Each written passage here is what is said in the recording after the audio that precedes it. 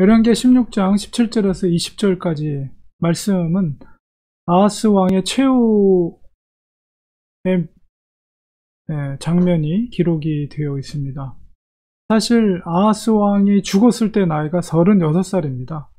굉장히 젊은 나이이죠. 그럼에도 불구하고 16장에 많은 분량 그에 관한 기록이 남겨져 있는데, 대부분이 하나님의 성전을 모독하고 또 그가 하나님을 대적해서 이웃나라인 아수르와 연합을 형성하고 절대 하나님을 의지하지 않았던 그의 악행에 대해서, 특별히 유다의 혈통의 왕임에도 불구하고 그 자세히 기록되어 있는 것을 보게 됩니다.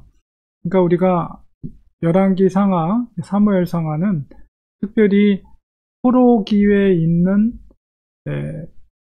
디아스포라 유대인들에게 읽혀진 책이거든요. 그런 역사책이기 때문에 왜 우리가 나라를 빼앗겨서 이 타국에서 노예 생활을 하고 있는가에 대해서 그들이 역사를 올바로 이해하기 위한 목적에 의해서 기록된 그런 책이 사무엘상하, 열왕기상하라고 볼 수가 있어요. 특별히 그렇기 때문에 제사장적인 관점보다는 이제 그 선지자적인 관점 속에서 그 열왕들이 하나님의 말씀을 대적했을 때 우리가 이런 결과를 얻게 되었다라는 것을 반추하는 그런 내용이라고 볼 수가 있어요. 그런 관점 속에서 아하스 왕의 짧은 생애를 살았던 아하스 왕의 어떤 그 잘못된 관행이나 잘못된 그 통치에 대해서 기록을 하고 있는데, 마지막 오늘 본문 속에서도 굉장히 성전을 모독하는 행위들을 했습니다. 첫 번째는 뭐냐면 이 물두멍, 뒤에 있는 그림처럼 이 소의 형상, 동서남북으로 소의 형상 3마리씩 12마리가 쥐고 있는 물두멍 옆 받침을 떼어냈다. 그리고 그 물두멍을 들어가지고 옮겨서 바닥에다가, 돌판 위에다 그냥 내었다. 저 물두멍의 역할이 뭐냐면 제사장들의 성결 의식을 행했던 기구가 바로 물두멍이거든요. 그러니까 사실 제사하는 데 있어서 제사장들의 성결을 위한 제사의 처음 출발과 같은 시작점에서 저 물두멍을 그냥 바닥에다가 내려놓았다는 것은, 그것은 하나님의 성전과 제사를 모독하는 아주 악한 행위라고 볼 수가 있죠. 그리고 두 번째는 안식일에 쓰기 위해서 성전에 건축한 낭실이라고 표현되어 있는데, 이렇게 숨겨진 방, 그것은 바로 제사장들이 제사를 행하는 데 있어서 때로는 쉬기도 하고 때로는 준비하기도 하는 그런 이렇게 구별된 방이거든요. 그 방을 옮겼다. 성전에서 바깥으로 드러냈다. 그것은 뭐예요? 이것도 역시 제사 제도 혹은 제사장의 어떤 역할들을 축소하거나 그것을 무시하는, 성전 제사를 무시하는 행위라고 말할 수가 있습니다. 세 번째는 뭐냐면 왕이 바깥에서 들어가는 낭실이라는 것은 왕의 성전에서 솔로몬 시대에 지어진 건데, 왕이 특별히 그 특별한 방을 통해서 이 성전으로 직접 들어갈 수 있는 길을 만들었거든요. 근데 그것도 역시 걷어냈다. 아수르 왕이 두려워서. 그러니까 그 궁궐에 있었던 그 성전으로 통하는 그 방을 그걸 없애버렸다는 거예요.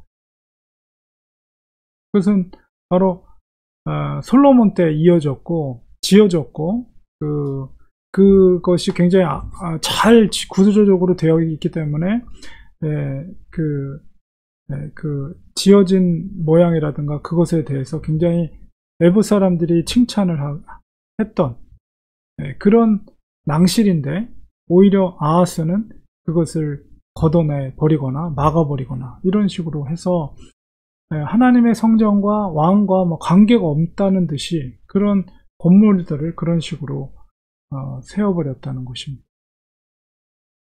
결국 36살의 짧은 생애를 살았지만 이 성전 제사에 대해서 너무나도 가볍게 여기고 하나님을 대적했던 그의 통치를 우리가 단적으로 볼 수가 있는 것이죠. 유대 땅에는 그래도 성전 제사에 대해서 굉장히 중요시 여기는 하나님의 신앙을 지켰던 사람들이 있었는데, 아하스의 이런 행실을 통해서 얼마나 가슴이 무너져 내렸겠어요. 야, 이게 도대체 어떻게 된 것이냐. 하나님의 성전을 어떻게 저렇게 할 수 있는가. 아마 그런 한탄을 했을 것입니다. 그리고 마치 더 이상 이제 이 다윗의 혈통에서 어떻게 이런 일들이 일어났는가에 대해서 마치 무너져 내리는 듯한 절망감 속에 신실한 사람들이 그랬을지도 모르겠어요. 그런데 그런 절망 가운데 소망을 주는 사건은 뭐냐면 그의 아들 히스기야가 왕이 되었다는 것입니다. 히스기야는 아버지와는 다르게 하나님의 성전을 존중하고 하나님을 경외했던 왕입니다. 어떻게 저런 아버지로부터 저런 아들이 태어날 수 있을까라고 생각될 정도로 그 아하스와는 완전히 다른 신앙의 사람, 신앙의 왕이 바로 히스기야였다는 것이죠. 하나님께서는 정말 하나님을 대적하는 왕, 그리고 하나님의 제사를 무시했던 그런 정말 어두운 시대 속에서 절대 하나님은 히스기야라는 소망을 끊어지지 않게 하고 계시는 것을 보게 됩니다. 우리가 정말 어떤 사건 혹은 하나님을 대적하는 사건들, 어떤 인물들 혹은 정치적인 사람들, 위정자들, 그런 사람들이 하나님의 제사나 어떤 하나님을 경외하는 것들을 무시할 때 우리는 절망 가운데 빠질 수도 있어요. 그러나 우리는 소망을 가져야 됩니다. 어떤 상황 속에서라도 소망을 가져야 됩니다. 왜냐하면 하나님이 세상을 주관하시는 것이기 때문에 그리고 위정자들이 잠깐 동안 그 힘을 이용해서 하나님을 대적하고 하나님을 대적한 세력들이 잘 되는 것처럼 보이지만 궁극적인 것은 하나님 손에 달려있다는, 그러니까 어떤 상황 속에서라도 우리는 소망을 가져야 됩니다.